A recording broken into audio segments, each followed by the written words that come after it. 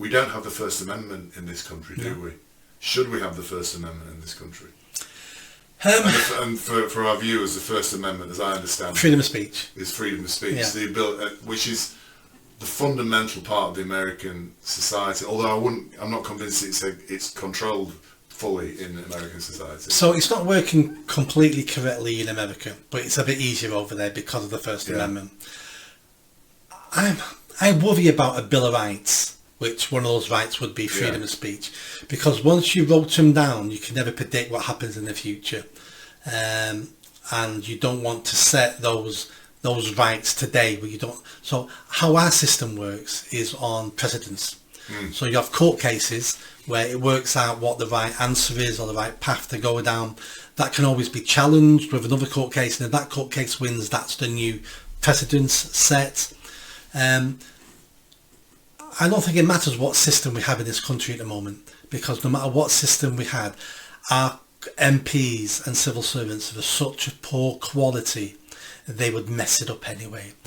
If we had much better MPs in this country and with a backbone, I think our system would work so much better. Much better. I mean, Americans now, have it and all that, are talking about free speech, and if Elon Musk should have Twitter and this and that. They're having the same discussions. They want to get rid of free speech. All socialists do. All dictators do, on the left and the right, want to get rid of free speech, because the last thing, when you're not sure if you've got the right answers, then you don't want anyone criticising you. Correct. If you're adamant you've got the right answers, then bring it on. No matter what you can say to me, I'll have the answer for it, because I know I'm right. And if I'm not right, well, you've just done me a favour by proving me I'm wrong. The truth never needs the law to defend it. Yes, yeah.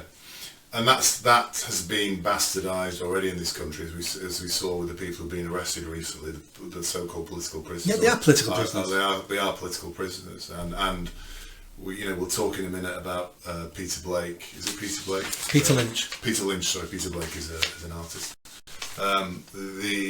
About Peter Lynch and that side of things, but he was sentenced to death by this government, basically, for political reasons. There's no other way to talk about this guy.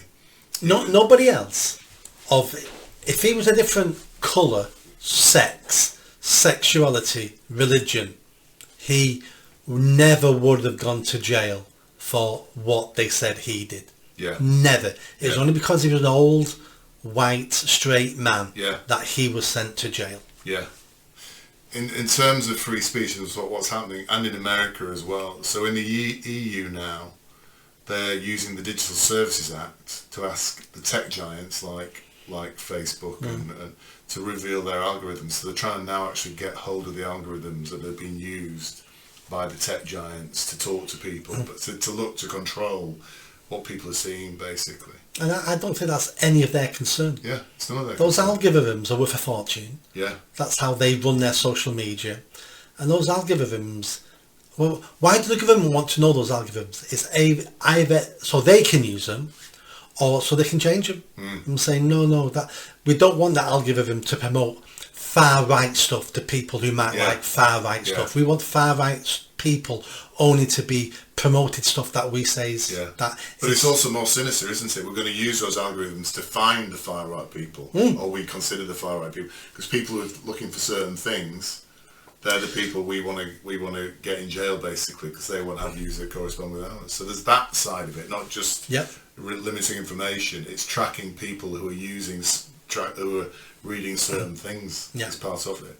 There's, that if you make a phone call in this country, on any device, and you say certain keywords. So if you made a phone call to me and said Al Qaeda, blow up, Allah Akbar, once you said one or two of those words, the computers at GCHQ in Cheltenham pick that up. That phone call is downloaded, and depending on how many flags are on it, it'll either get listened to by a computer and analysed, or it goes straight to an individual to sit down and listen to it. I know this because I had friends who worked there and told me all this stuff. Really? So this has been happening for decades. They're looking for the people they class as the enemy. and for social media, that prevent to, there was a government document who was saying we need to refer more white boys into prevent from school. So if they're listening to people like Jordan Peterson, Douglas Murray, Douglas Murray was on there because he was laughing about it. He did a video about it. So if you know, and them two are both academics. If they're talking about them, that's your first red flag. That's what governments are trying to do. Andrew Tate. Did you enjoy that video? I think you did. Come on now, hit that bell, subscribe, comment. Let's build this channel. I need more followers. I need more subscribers. Be part of the journey. See you soon.